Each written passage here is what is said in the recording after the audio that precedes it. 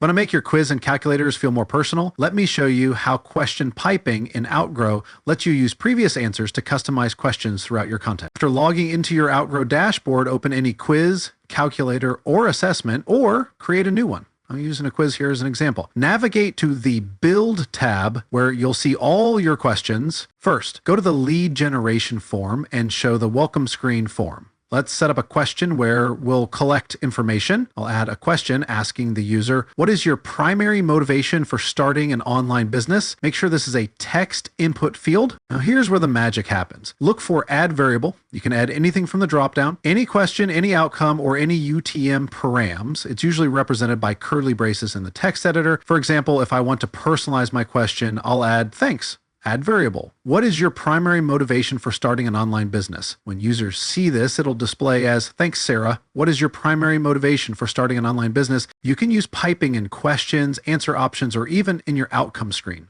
This works with any question type or selections from previous questions. Click Preview to test it out, enter an answer in your first question, and watch it automatically appear in later questions. See how personal that feels? That's question piping in Outgrow. Ready to get started? Sign up for Outgrow's free trial and start building today.